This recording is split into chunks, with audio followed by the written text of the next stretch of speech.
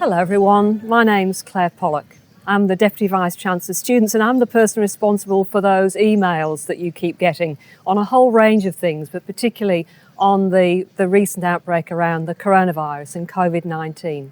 I just want to add on a few comments and some additional information to the information that the Vice-Chancellor, Professor Colin Sterling, passed on to you as well in his earlier video. First of all, from me and from all the staff here at Flinders University, we wish you well. We hope you stay well, stay connected with each other, and you know what, if we come through this together, we're stronger and we'll be a wonderful community. I've been incredibly heartened by the messages of support you've shown for each other and for the staff. And I thank you for your patience as we all come to terms with the changes that we've needed to put in place and what we've needed to adapt to in this what has been an incredibly rapidly evolving situation. So, a couple more pieces of information.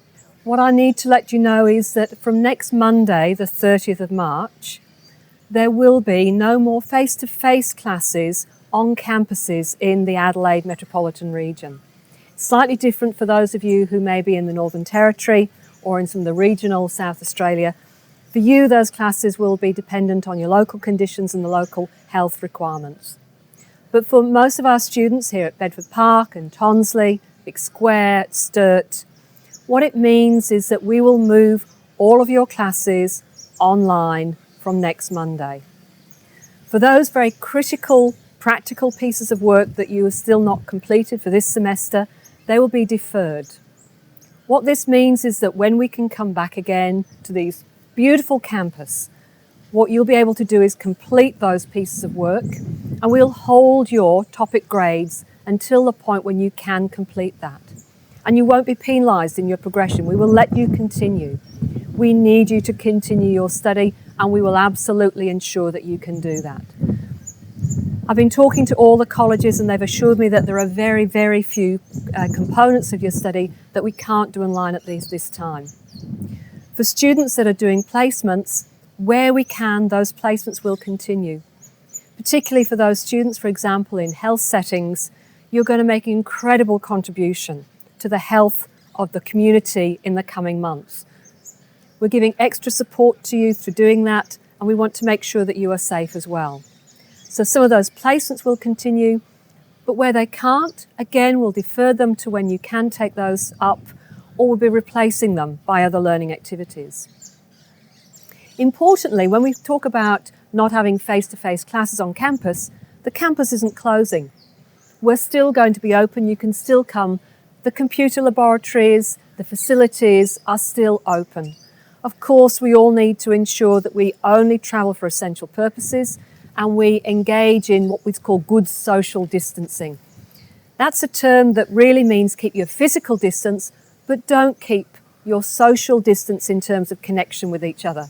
Keep reaching out to each other. That's a really important message. Now, I know that a key question that many of you have is what's going to happen to your assessment? Will there be exams?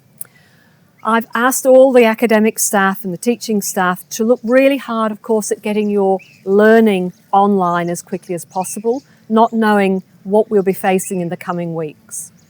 I've also asked them to look at the assessment. We know we are not going to be able to do assessment the way that we've done that before. We know that the big central examinations, we do not expect to be holding. The academic staff are planning that. In many areas that's already in place and they may have communicated that to you. Where that hasn't, we will communicate that to you as soon as possible. It does mean that some of the arrangements for assessments will be different to those that we outlined at the beginning of the semester, but we'll make sure that you are prepared for those assessments. We'll make sure that you can do them safely.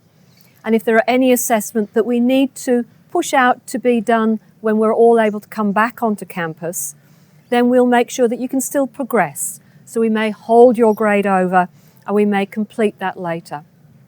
That means that as we perhaps move to being at home more, maybe we've got students that are needing to go back home to a regional area or students that might be travelling back to another country, we'll still keep your learning open for you. And we'll make sure that we support you along the way. So whilst we've got learning online, we've also got support services going online as well. We've got academic support online, we've got counselling services online. your library services and Flow, they're all online too. So please check out Ping and check out the Flinders Support Network website for the list of exactly how you can access those additional support services online. Now, one of the key questions people ask me is then, what about things like changes in your enrolment, if your topic changes in terms of going from being an internal topic to an online topic? We're working through those now. That we will do as a university, and we'll do that at a point where we know we can do that safely. We're waiting to make sure that we've got all that information in place, and we'll do that administratively for you. So I've had a lot of questions from students about what will happen with SAF fees. For those of you that are not aware, if you're enrolled in a fully online topic, the SAF fee is zero. Even though our services are online, we will honour that, and what we'll do is when we make the changes to your enrolment, your SAF fee will be credited back to you.